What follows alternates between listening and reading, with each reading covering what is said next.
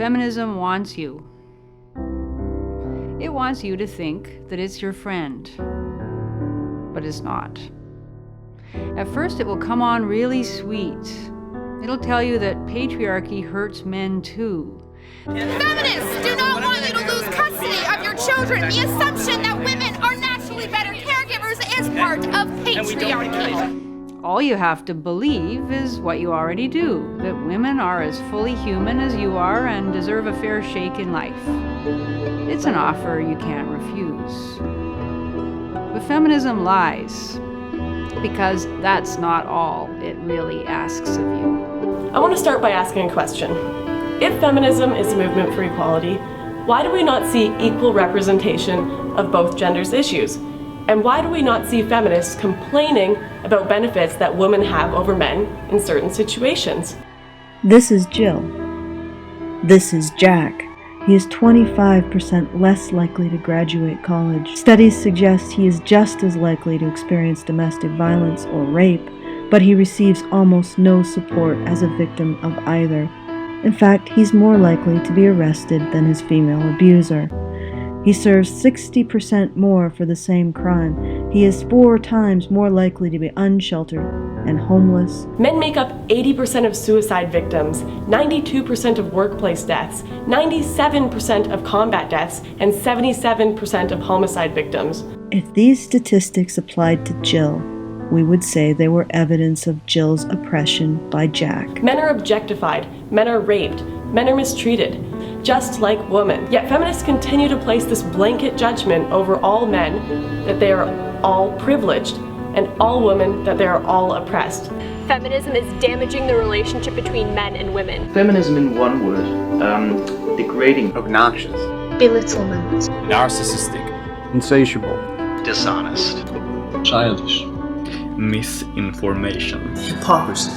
I know it's a bit cliche, but hate. Feminism is nothing if not malleable. Feminism is injustice.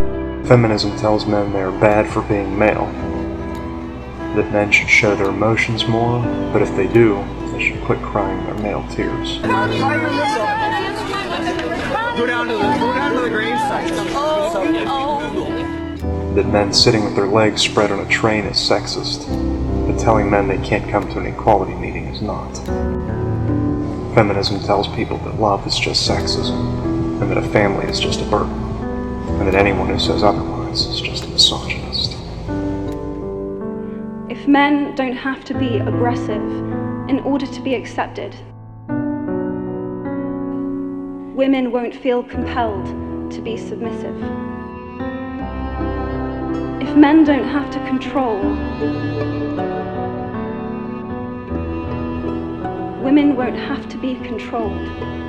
It is hard to read an article like this and avoid the conclusion that we live in a culture that hates women, just hates us. The men in this culture are raised to see women as not just less than them, but in some cases as less than human.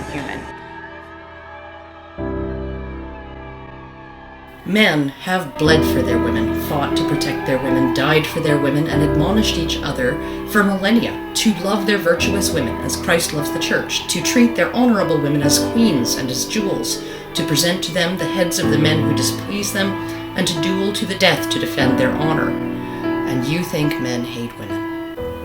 Men have never hated women. Men will never hate women. Women, alas, love men and need them. Their fate is our fate. You may be uninterested in waging ideological war against feminism, but the fact is that feminism is already waging ideological war against you.